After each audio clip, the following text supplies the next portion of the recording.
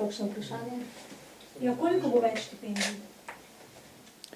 Koliko bo več štipendij, odvisno od tega, kako bodo izpolnjeni pogoji, ki jih bo štipendijski zakon določal. Predvsem je treba poudariti to, da bo več državnih štipendij, ker se cenzus za dodelitev državne štipendije spreminja. Gre iz približno 400 evrov neto na družinskega člana, ta prag za pridobitev državne štipendije, na 616 evrov na družinskega člana neto, kar je velik preskok. In na tej podlagi računamo, da bo mnogo več posameznikov iz socialno šibkejših družin upravičenih do te štipendije in vsak, ki bo upravičen, bo to štipendijo tudi prejel.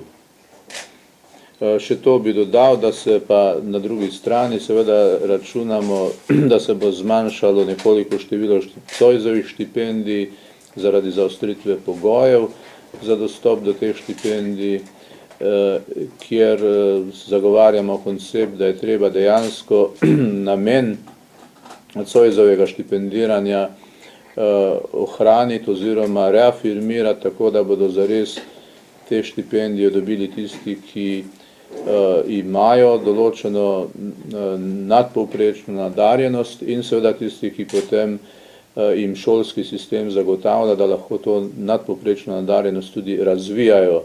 Obstoječi sistem danes očitno tukaj ne deluje več v pravi smeri, zlasti ne v smeri, da bi spodbujal posameznike in seveda institucije izobraževalne, da bi zadosti intenzivno delovale v smeri razvoja talenta. Tako da se nam tisti nadpovprečno nadarjeni ljudje potem zgubijo v povprečjih srednjih šol in pa fakultet. In seveda hkrati ugotavljamo, da se je ocenjevalni sistem nekako razvodenil in da danes pravzaprav se iz srednjih šol prijavljajo za štipendije, Zoisove štipendije, posamezniki z povprečno ceno 4,5 ali več in da je teh že izjemno velik odstotek, kar seveda ne ustreza normalni porazdelitvi, kjer bi dejansko lahko govorili o nadpovprečno nadarjeni populaciji. Tako da smo se tudi dogovorili, da bi pod nujno ustanovili delovno skupino medresorsko, tudi vključili strokovnjake, ki bo pospešila delo na spremembi tega sistema. Kot vemo, ta sistem se nekako razvija, dodeluje že leta in leta, pa nismo prišli do ustreznega rezultata in zaradi tega seveda mi ne moramo ostati pri takih rešitvah, kot jih imamo danes. Zadnja to raziskava sedaj pokazala, Mladina 2010, da so dijaki izjemno zadovoljni srednjo šolo, pravi, da je zelo prijazna. Ja, te rezultate bo treba še z različnih vidikov ovrednotiti, ali gre za prijaznost, poleg prijaznosti tudi za kaj več od tega, je zelo zanimivo in zelo relevantno vprašanje, ker na koncu bomo pa kot ekonomija, kot nacija odvisni od tega, ali bomo tudi učinkoviti, ne pa zgolj prijazni najbrž. Jaz bi tukaj še dodal, da vprašanje, ki je bilo izpostavljeno kot sporno, vprašanje ukinjanja štipendij za mladoletne dijake, rešujemo v zakonu o upravičenosti iz javnih sredstev na način, da se bodo zanje povečali otroški dodatki, s čimer želimo tudi sistem poenostaviti, zato da ne bi imeli dveh vzporednih transferov, tako na ravni mladih dijakov, se pravi mladoletnih dijakov, kot na ravni polnoletnih dijakov in študentov. Zato smo sistem poenostavili tako, da se dodeljujejo do 18. leta otroški dodatki v zvišanem obsegu v srednjih šolah v odnosu na osnovno šolo in da se potem po 18. letu pa dodeljujejo državne štipendije, kjer se vključuje in tudi še nadgrajuje tudi tisto, kar je bilo doslej dodeljeno v obliki otroškega dodatka. No in tukaj smo tudi največ razpravljali in dejstvo je, da mi zakona, ki je že sprejet, ne moremo in ne mislimo spreminjati, začeli ga bomo letos uveljavljati, lahko pa seveda dajemo podrobna pojasnila o tem, kako bo ta sistem deloval za posamezne kategorije prebivalstva. Smo še to vprašanje iz Gibanja za dostojno delo so sporočili, da so zbrali več kot 40.000 podpisov, vaš komentar, prosim. No, mi nismo dvomili v sposobnost zbiranja podpisov, ta se je že večkrat dokazala v Sloveniji in od tu naprej samo vprašanje seveda, kdo bo v nadaljevanju dovolj prepričljivo lahko svoje argumente predstavil javnosti in volivcem, ki bodo odločali na referendumu. Ja, mene še zanima, kot prvo, mogoče te nepravilnosti, ki jih omenjate, oziroma te anomalije, ki se dogajajo zdaj pri Zoisovih štipendijah, so se začele pojavljati takrat, ko se je štipendiranje preneslo na javni sklad za kadre in štipendiranje. Predtem, ko je Zavod za zaposlovanje to urejal, ni bilo teh težav. Mogoče, če to malo pokomentirate, in pač spremembe, ki so se takrat vnašale v Zoisovo štipendiranje. Poleg tega me pa še zanima, kaj boste storili, oziroma dejali ste, da bo Ministrstvo za visoko šolstvo odslej odgovorno za Zoisove štipendije za terciarno, mislim, za tretjo stopnjo bolonjsko.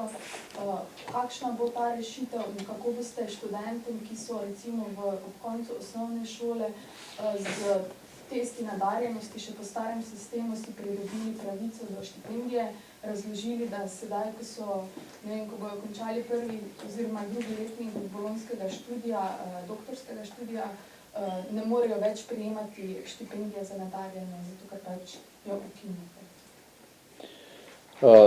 Gre za, torej, če se ustavimo pri tem vprašanju tretje bolonjske stopnje in štipendiranja, je treba povedati, da doktorski študij, doktorskega študija ne moremo obravnavati v kontekstu nekih socialnih vprašanj. Nekdo, ki ima težji socialno-ekonomski položaj, mu je zagotovljeno, da pride do konca druge bolonjske stopnje.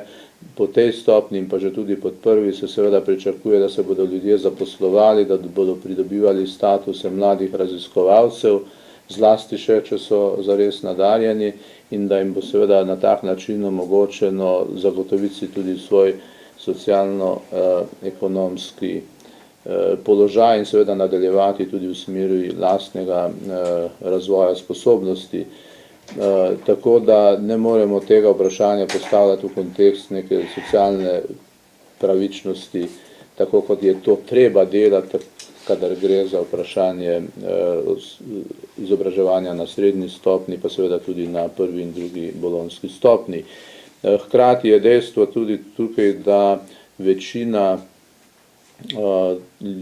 posameznikov, ki študira na tretji bolonjski stopni, ima status, kot rečeno, že zagotovljen status mladega raziskovalca in ravno danes je minister Golobič tudi dal informacijo, da so, kot kaže, pridobljena tudi mednarodna sredstva za to, da bi lahko ta študij še dodatno spodbujali, kar zadeva te posameznike.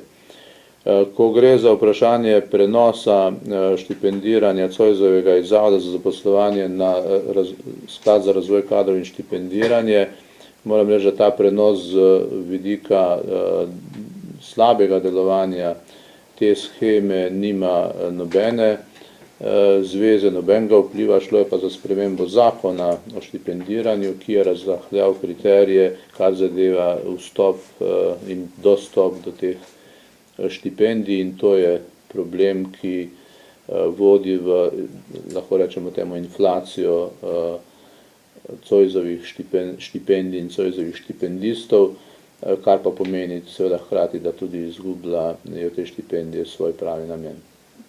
Jaz bi dodal samo k prvi točki, da smo se danes pogovarjali tudi o državnih in Zoisovih štipendijah za tretjo bolonjsko stopnjo In sicer se tudi tu nismo strinjali oziroma nismo našli skupnega jezika, vseeno pač bomo tudi poskušali, da s tem, da bomo dali vsaj predlog, da se ureditev, kot je bila do sedaj, da se ta obdrži do takrat, ko bomo dejansko videli, kakšni so učinki novega načina financiranja doktorskega študija, ki naj bi to stvar tudi zauzemal, a pač glede na to, da stvar še ni bila izvedena, pač še ne vemo, kakšni dejansko bodo učinki, no, in tudi o tem domnevam, da se bomo še kdaj pogovarjali. Če imam eno vprašanje za gospoda Svetnika, pravite, večina posameznikov, ki študira na 3. stopnji, ima status mladega raziskovalca. Lahko to v številkah opredelite, koliko je takih študentov? No, jaz tega pregleda natančnega nimam, mislim, da je to število okrog 600 trenutno. Ta podatek lahko jaz priskrbim, Franja, ti natančno. Kdaj naj bi potem nov zakon o štipendiranju bil sprejet? Naš cilj je, da ga sprejmemo čim hitreje, v naslednjih par mesecih, tako da bi po tem zakonu v prihodnjem študijskem letu bile že štipendije lahko tudi razdeljene. Še kakšno vprašanje morda? Če ne, hvala lepa za udeležbo. Hvala.